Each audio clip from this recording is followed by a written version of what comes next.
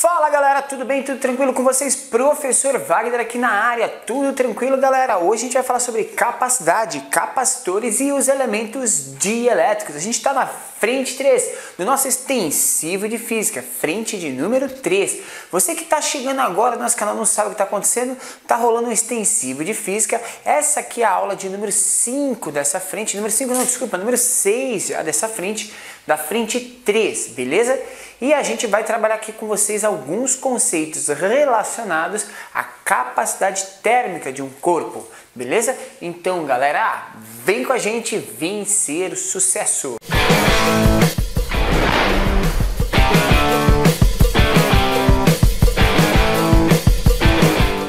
Olá galera, professor Wagner aqui do Física, agora vai ser o canal de Física no YouTube, tudo bem? Gente, aula de hoje, a gente vai falar de elétrica de capacitores, elementos capazes de armazenar carga.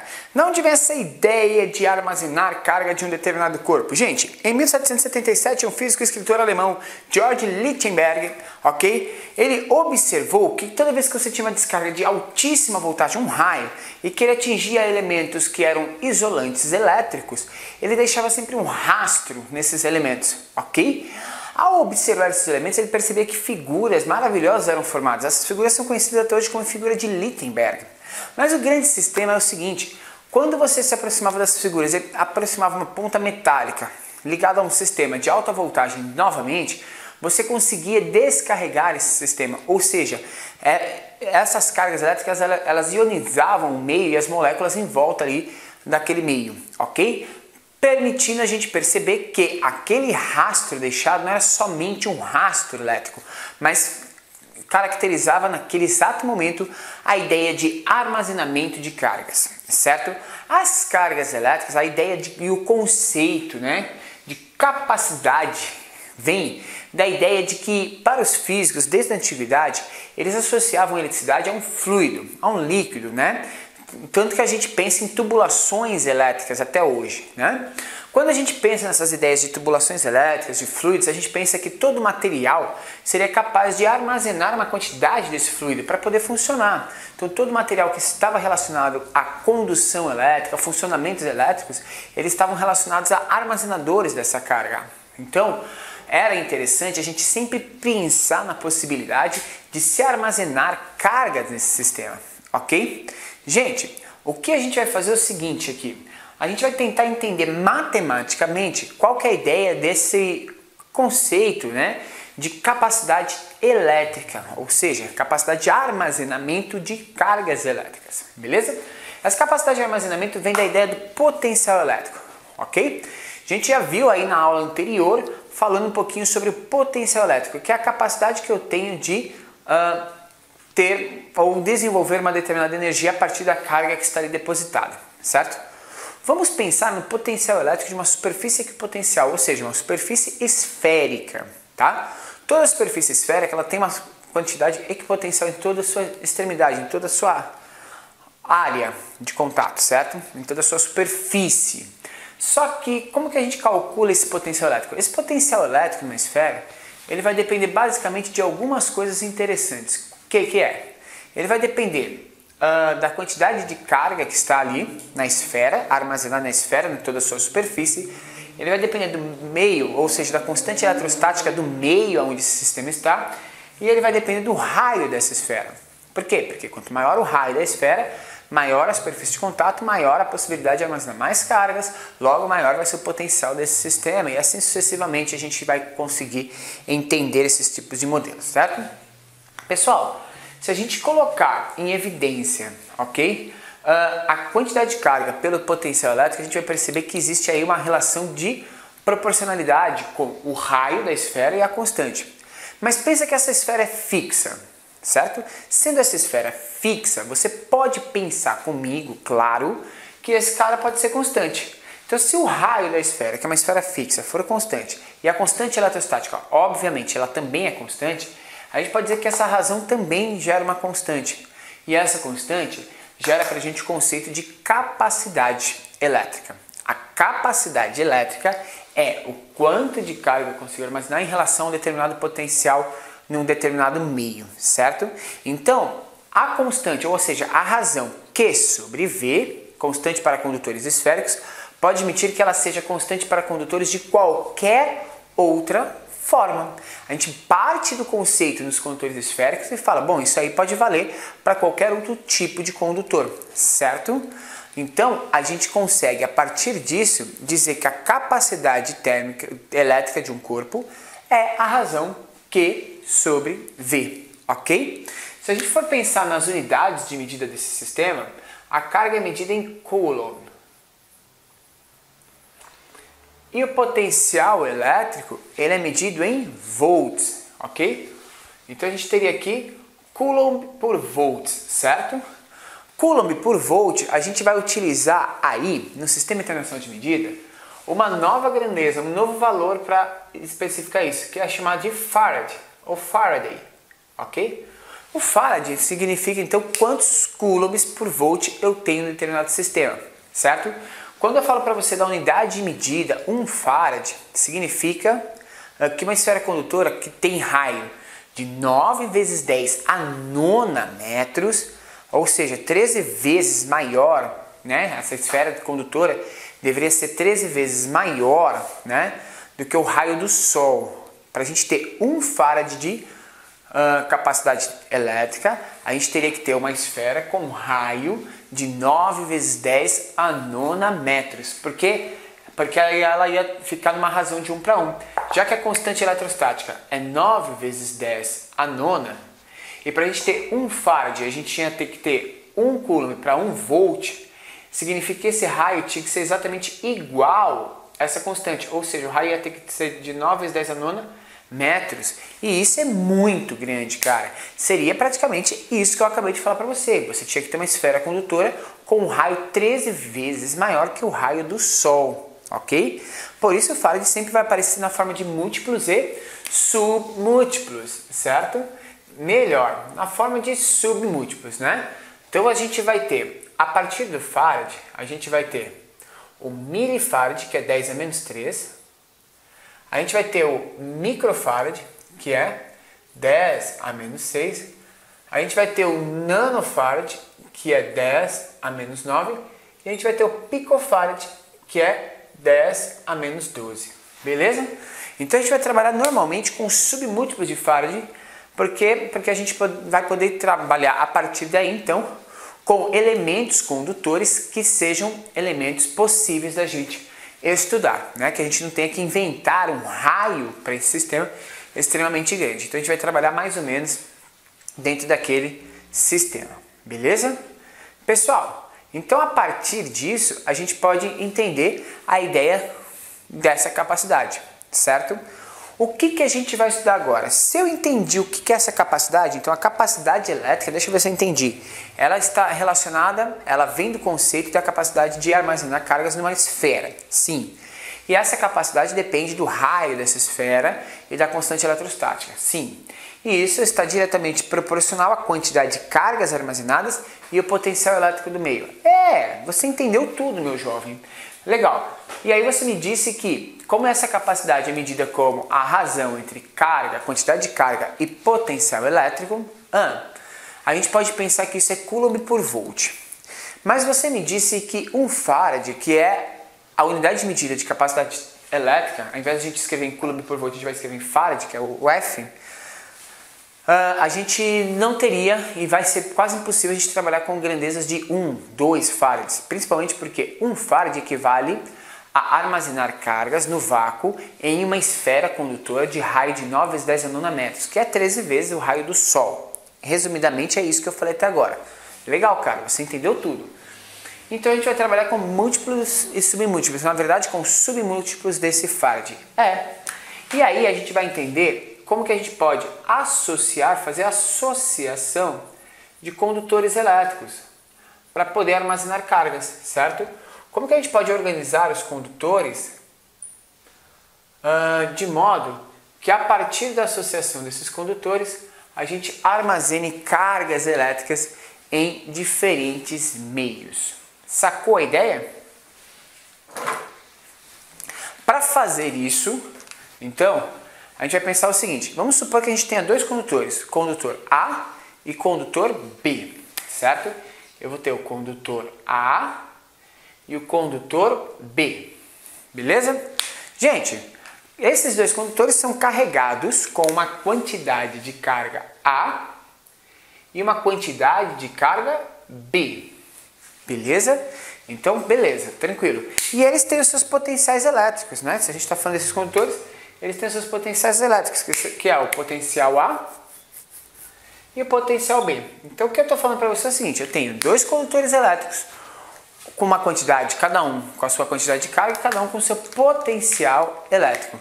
Vamos supor que o potencial de A é diferente do potencial de B. Vamos trabalhar com a ideia, inclusive, que o potencial de A é maior do que o potencial de B, beleza? Então a gente vai trabalhar com essa ideia, que eles têm potenciais elétricos diferentes e que essa relação de potencial vai permitir aí que a gente analise esse sistema como um todo. O que vai acontecer nesse sistema, gente? Se eu tiver esses dois condutores, deixa eu desenhar os dois condutores aqui, sei lá, superfícies aqui quaisquer. Esse aqui é o A e esse é o B. A e B. Pensando nesses condutores, a gente vai trabalhar da seguinte forma, tá? Se o potencial de A é maior do que o potencial de B, a gente tem potenciais diferentes, vai ser criado aqui um campo elétrico entre eles, certo? Existirá um campo elétrico entre eles. Tranquilo? Que a gente pode colocar isso, essa relação das condições desse campo elétrico, através de um fio condutor. Então eu vou desenhar aqui de vermelhinho um fio condutor. Vou escrever aqui para que você saiba do que eu estou falando. Condutor. Beleza? Então, de novo, eu tenho dois condutores, né, elétricos, cada um com suas características. Eu conectei eles e a partir dessa conexão com eles, eu consegui relacionar entre esses dois elementos, por causa de uma diferença potencial, uma relação de campo elétrico entre eles. Certo? Pessoal, se a gente fez isso, o que vai acontecer? A gente vai ter transferência de elétrons daqui para cá, certo? A gente vai começar a ter transferência de elétrons do menor potencial para o maior potencial, até que esse sistema entre em equilíbrio, ou seja, isso vai ocorrer até que a diferença de potencial entre os dois condutores seja completamente nula, certo? Quando então o campo elétrico no fio do condutor deixa de existir, certo? Então esse daqui a gente vai ter movimento de elétrons até que, num determinado momento, o potencial de A iguale-se com o potencial de B. Vou colocar linha para falar que é um momento diferente, ok? Então no segundo momento aconteceu isso. Quando acontece isso, cessa o campo elétrico e cessa a transferência de cargas elétricas de um condutor para o outro, tranquilo? E aí o que a gente vai ter? A gente vai ter uma nova quantidade de cargas elétricas, certo? Vamos pensar que o sistema está completamente isolado pelo princípio de conservação de carga. A gente pode afirmar então que a carga total do sistema da ligação mantém-se igual, certo? Se o sistema estava totalmente isolado e eu tinha uma quantidade em A e uma quantidade em B, a quantidade final é igual à quantidade inicial, ou seja, a quantidade de A mais a quantidade de B mantém-se exatamente igual. Você captou o que eu estou te dizendo? Só houve transferência de elétrons de um cara para o outro. Sei lá, esse cara tinha 10, esse cara tinha 8. Veio aqui, começou a se distribuir, ficou 9 e 9. 10 mais 8 é igual a 9 mais 9. Você está entendendo? Você está me entendendo, né? Ou seja, a quantidade de carga de A mais a quantidade de carga de B após esse contato é igual à soma das quantidades antes de contato. Beleza? As somas são iguais. Tranquilo?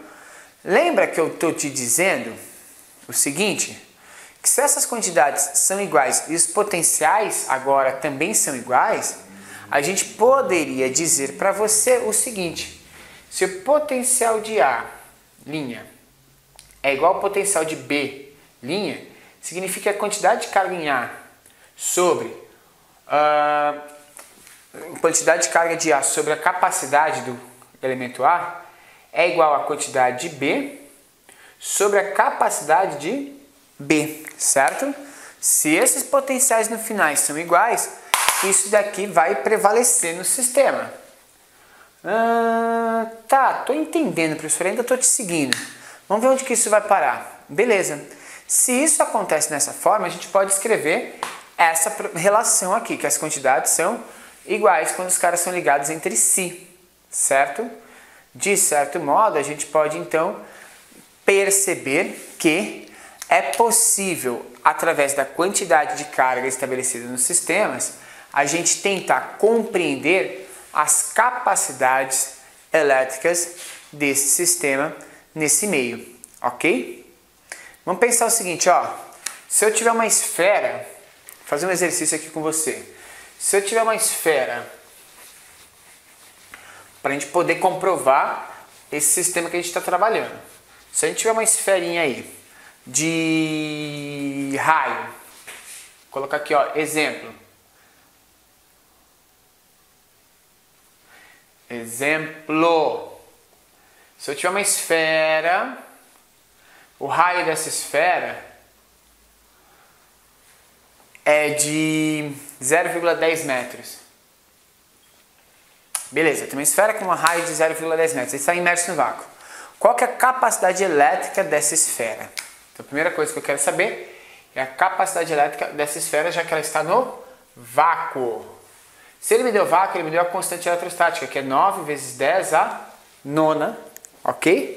Newton metro quadrado por coulomb ao quadrado. Newton metro quadrado por coulomb ao quadrado. Se eu quero saber a capacidade elétrica, lembra que a gente está falando CQV ou é raio dividido pela constante eletrostática do meio. Se o raio é 0,10 metros, eu posso falar que isso aqui é 1 vezes 10 a menos 1 metro, dividido por 9 vezes 10 a nona. Isso vai ficar 1 nono, ok? Isso aqui vai ficar 1 nono, certo? De 1 sobre 9 vezes 10 elevado menos 1, menos 9 a menos 10. Ok? Farad. 1 dividido por 9 vai dar aproximadamente 1,1. Então a capacidade desse sistema seria 1,1 vezes 10 a menos 11 farad, se a gente for resolver esse sistema. Então é fácil a gente achar a capacidade elétrica de um determinado sistema a partir aí da relação de raio desse sistema. Beleza? Tranquilo, galera? Tranquilo, né? Acho que a gente consegue entender inicialmente a relação de condução entre dois elementos, da proporção de tentar igualar esse sistema e também da ideia de conseguir estabelecer um novo padrão. Vou pensar nesse tipo aqui de condutores ligados o seguinte, ó. Vamos ver se a gente consegue fazer um padrão com esses condutores ligados. A gente pegou aqui do primeiro modelo, vamos pegar do segundo modelo. Imagine que eu ligue uma esfera na Terra. Então eu tenho uma esfera condutora ligado em terra, ok? O que vai acontecer? Quando a gente liga essa esfera condutora na Terra, a gente vai ter uma relação interessante. Eu vou pegar o exemplo do nosso livro, tá?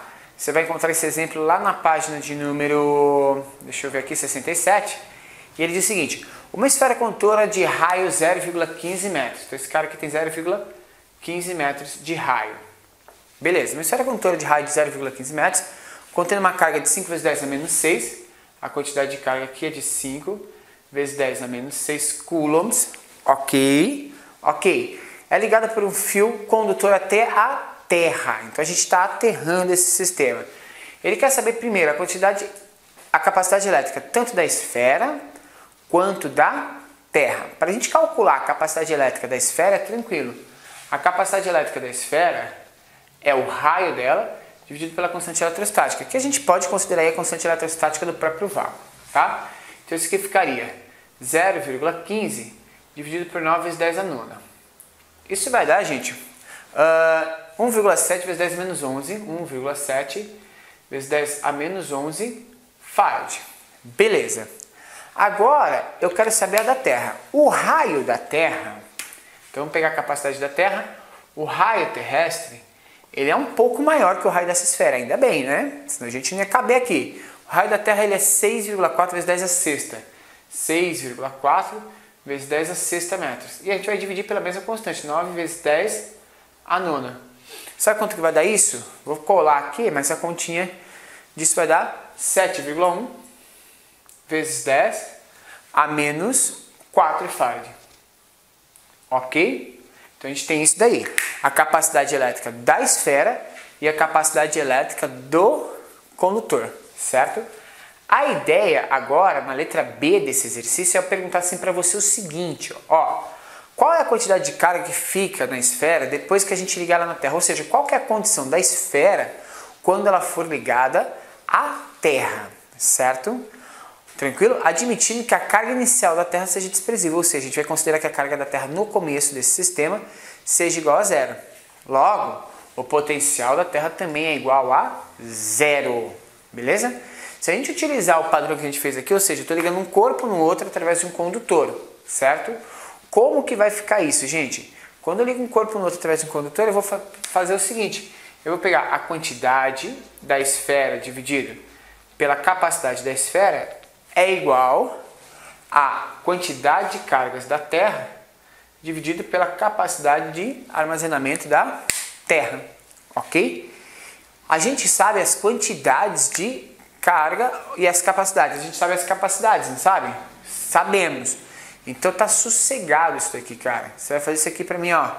A quantidade de carga na esfera é quanto? A quantidade de carga na esfera, pelo que a gente sabe, a gente não sabe, né? Ô, professor, a gente não sabe, a gente sabe a capacidade. Então vamos fazer o seguinte, ó. A quantidade da esfera vezes a capacidade da Terra é a capacidade da esfera vezes a quantidade da Terra. Se a gente fizer regra de 3 aqui. Pronto. A quantidade da esfera a gente não sabe, mas a capacidade da Terra a gente sabe que é 7,1 vezes 10 a menos 4. Então vai ficar 7,1 vezes 10 a menos 4 vezes a quantidade de carga na esfera, que é igual a capacidade do outro lado, a capacidade da esfera vezes a quantidade, que é 1,7 vezes 10 a menos 11, vezes a capacidade aqui do outro lado. Ok? Bom, a partir disso, sendo a quantidade de carga na esfera de 5 vezes 10 a menos 6 coulombs inicial, ok? E a carga total do sistema também, porque a quantidade de carga da Terra é desprezível, a gente pode admitir então que a Terra tem carga inicial zero, certo? Nesse equilíbrio. Quando o movimento de cargas cessa, elas passam a ter cargas da esfera após o sistema e da Terra após o sistema. Então, se a gente fizer a relação de igualdade, que é o que a gente fez aqui nesse modelo, vou apagar aqui, ó, e vou te mostrar aqui como que fica. A quantidade de carga da esfera depois, mais a quantidade de carga da Terra depois, é igual à quantidade da esfera antes, mais a quantidade da Terra antes. A quantidade da Terra antes é zero. E a quantidade da esfera é 5 vezes 10 a menos 6. Ok? Quanto que vai ser, então, a quantidade de carga dessa esfera após, gente? Eu quero saber a quantidade de carga da esfera após. Isso vai ser igual a 5 vezes 10 a menos 6, menos a quantidade que a Terra tem agora. E a quantidade que a Terra tem agora, certo? A quantidade de carga que a Terra tem agora é essa daqui, ó. Ou seja, a quantidade de carga da Terra é 7,1 vezes 10 a menos 4 dividido pela quantidade da esfera vezes a quantidade da esfera dividido pelo 1,7, ok?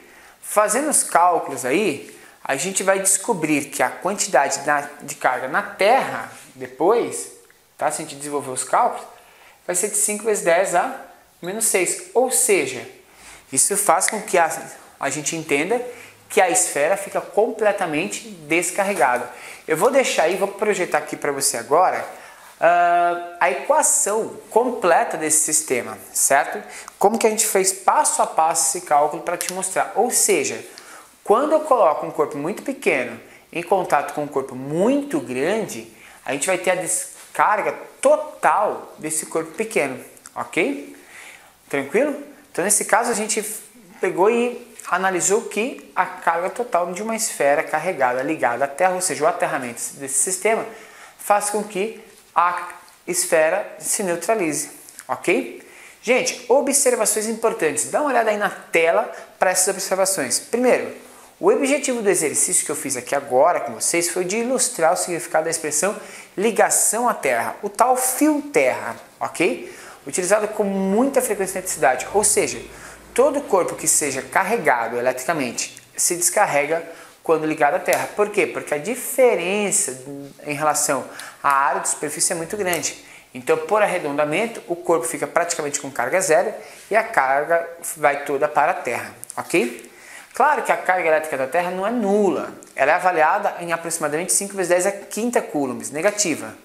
Mas como ela se distribui para uma área extremamente grande, a gente pode dizer que toda vez que você ligar a Terra, a gente vai estar considerando uma carga praticamente zero, ok? Terceira observação, na verdade, alguma carga elétrica sempre vai permanecer na esfera. Mas para que a gente pudesse determinar esse valor, certo? Exatamente, seria necessário trabalhar com pelo menos 9 algarismos significativos, porque a quantidade de carga que fica na esfera é muito pequena. Então a gente acaba considerando ela praticamente desprezível. Quarta observação, na prática não há necessidade de ligar um corpo carregado à Terra. Basta ligá-lo a um condutor de capacidade muito maior que a do condutor ser descarregado. Se você ligar qualquer corpo a um condutor com capacidade muito maior, isso já faz a gente conseguir descarregar ele praticamente por completo. Beleza? Então esse exercício permitiu que a gente conseguisse analisar esse tipo de problema, tá? Eu vou ler com você aqui agora a seguinte relação. Como que funciona o para-raios e a ideia do poder das pontas, né? Você percebe que um para-raio, ele armazena uma grande quantidade de carga num espaço muito pequeno, ou seja, uma ponta em si acaba atraindo os raios, certo? Como que acontece isso? Bom, a gente vai ter um corpo que vai ser pontiagudo e nessa ponta a gente vai ter uma grande concentração de cargas, certo? O que vai resultar no aparecimento de um potencial elétrico, né, extraordinariamente grande, certo? Junto a esse pequeno ponto desse espaço. Esse fenômeno é conhecido como o poder das pontas e foi descoberto por Franklin, né, no século XVIII, numa invenção do para-raios. Tranquilo? Na verdade, o para-raios ele é um condutor de raio, ele faz com que o raio seja conduzido através dele e como esse elemento está ligado à Terra, ele acaba sendo descarregado em todo esse elemento. Ou seja, como eu tenho um elemento pontiagudo e eu tenho um armazenamento de carga, um potencial muito grande ali, esse ponto em potencial acaba sugando todas as cargas para si. Se estiver um monte de pessoas no meio de um asfalto aí e tiver um para-raio, o potencial das pessoas em relação às nuvens é 1, mas do para-raio é muito maior. Então, normalmente, o para-raio acaba puxando o raio para si. A descarga vai acontecer através dele e isso mantendo então as pessoas completamente seguras num sistema como esse. Beleza? Pessoal, essa é a primeira aula para a gente entender a ideia de capacidade térmica, para a gente poder falar dos conceitos relacionados aos nossos elementos capacitores, ou seja, elementos dielétricos com placas diferentes, com potenciais diferentes, que vão ter toda a característica de armazenar carga em um determinado meio. Beleza? A gente vai falar de capacitores na próxima aula para que a gente possa adentrar com eles com muita destreza para que você possa entender a relação desses capacitores, a associação de capacitores e como que a gente calcula o potencial e a capacidade de carga armazenada por eles. Beleza? Então eu te espero até a próxima aula para que a gente possa aprofundar os nossos conhecimentos em relação a estes conteúdos. Beleza?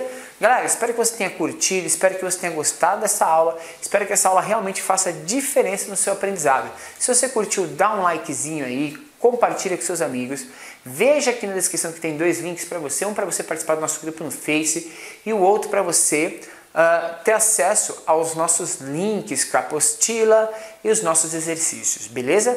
A gente traz aqui para você gratuitamente um curso completo de física para que você possa fazer a melhor prova da sua vida. Vem com Física Agora Vai, vem com a gente ver esse sucesso. Até a próxima aula, galera. Valeu, tchau!